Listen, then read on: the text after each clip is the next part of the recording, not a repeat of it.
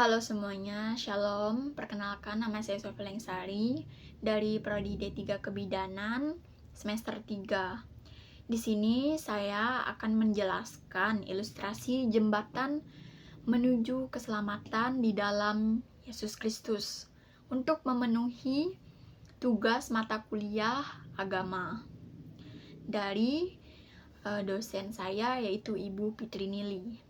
Langsung saja masuk ke videonya atau penjelasan saya. Baiklah, di sini saya akan bahas tentang keselamatan. Pada Kisah Para Rasul ayat keempat pasal 12, Allah menciptakan dunia ini dan manusia dalam keadaan yang baik, supaya manusia bisa bersekutu dengan Allah. Tetapi karena manusia memilih untuk tidak taat kepada perintah Allah, untuk tidak makan buah pengetahuan baik dan jahat, akibatnya manusia jatuh dalam dosa. Dan sejak itu, dosa telah menjalar kepada seluruh umat manusia. Seperti dosa telah masuk ke dalam dunia oleh satu orang, dan menjalar oleh dosa itu juga maut. Demikianlah maut itu telah menjalar kepada semua orang. Karena kamu orang telah berbuat dosa. Dalam kitab Roma ayat 5 pasal 12. Jika manusia berbuat dosa, maka akan ada akibat dari dosa. Yang pertama, dosa menjalar ke seluruh manusia. Dalam kitab Roma ayat 5 pasal 12. Lalu, kematian menimpa seluruh manusia. Dalam kitab Roma juga ayat 5 pasal 12. Lalu ada 3 macam kematian. Yang pertama, kematian fisik, yaitu pemisahan roh dari tubuh. Lalu yang kedua, kematian rohani, yaitu pemisahan roh dari Allah. Yang ketiga, kematian kekal, yaitu pemisahan roh dan jiwa dari Allah untuk selamanya. Hukuman dan neraka menanti orang berdosa. Dalam kitab Daniel 12 ayat 2. Dan Matius ayat 25 pasal 46. Disebutkan bahwa manusia yang berdosa akan masuk ke dalam tempat siksaan kekal. Orang-orang mati dihakimi menurut perbuatan mereka, dan setiap orang yang tidak ditemukan namanya tertulis di dalam kitab kehidupan, ia dilemparkan ke dalam lautan api. Dalam kitab Wahyu pasal yang ke-20, ayat yang ke-20 dari pasal 11 sampai 15. Sebagai manusia, kita pastinya tidak ingin terjebak lebih dalam lagi dalam dosa. Berikut adalah jalan dan cara manusia. Yang pertama, beragama. Manusia berusaha kembali kepada Allah dengan berbagai macam agama. Mereka menyatakan banyak jalan menuju Roma. Analoginya, banyak jalan menuju ke surga. Semua agama mengajarkan hal-hal yang baik. Hanya caranya saja yang tidak sama dalam mencapai tujuannya ke surga. Tetapi analogi ini tidak tepat, karena keadaan surga beda dengan dunia. Dan yang berhak menentukan siapa yang boleh masuk surga dan caranya adalah Allah sendiri, bukannya manusia.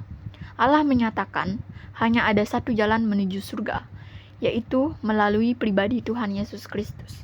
Dalam kitab Yohanes ayat yang ke-14, pasal yang ke-14 ayat ke-6, dan juga Kisah Para Rasul ayat yang ke-4 pasal ke-12. Lalu yang kedua, berbuat baik dan amal. Dalam Titus 3 ayat 5, manusia diselamatkan bukan karena perbuatan baik, tetapi oleh rahmat Allah. Lalu firman Tuhan menyatakan, demikianlah kami sekalian seperti seorang najis dan segala kesalehan. Kami seperti kain kotor. Dalam Yesaya 64 ayat 6.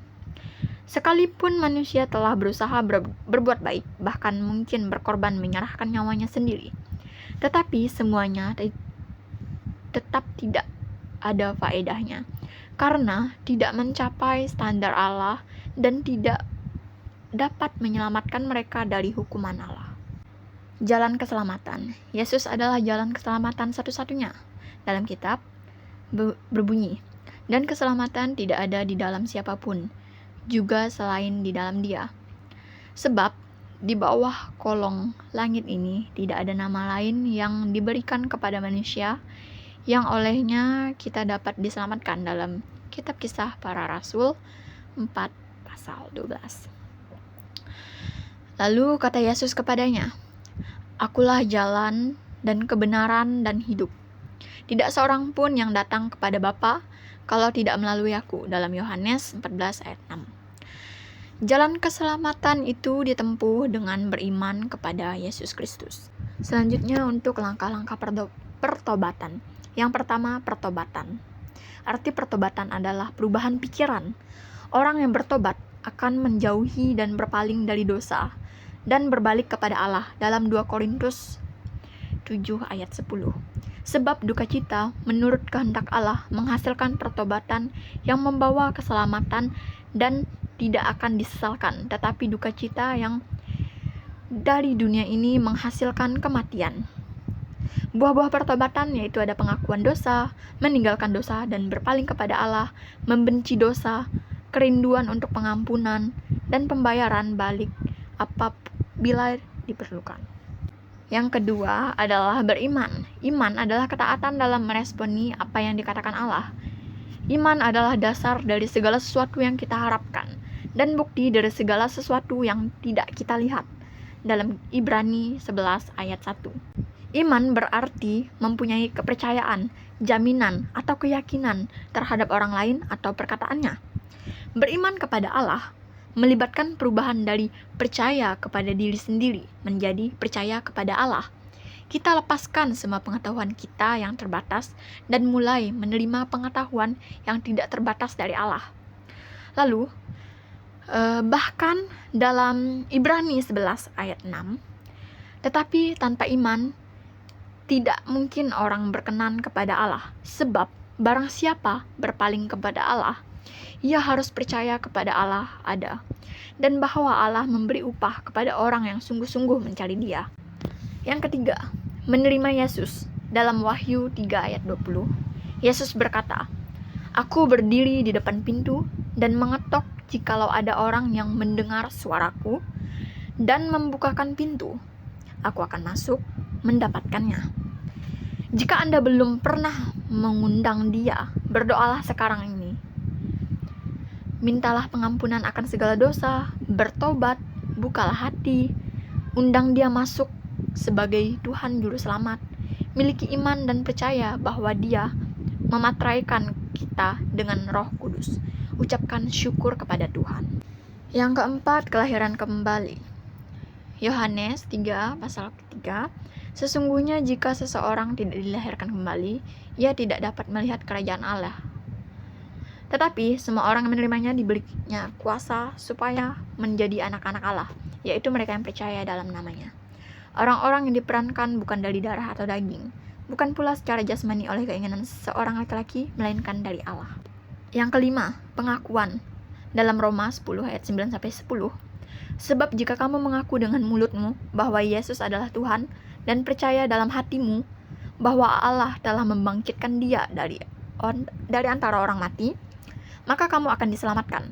Karena dengan hati orang percaya dan dibenarkan, dan dengan mulut orang mengaku dan diselamatkan." Arti iman adalah wujud dari segala sesuatu yang kita harapkan dan bukti dari segala sesuatu yang belum kita lihat. Tanpa iman, mustahil manusia diperkenankan Allah. Dalam Ibrani 11 ayat 16.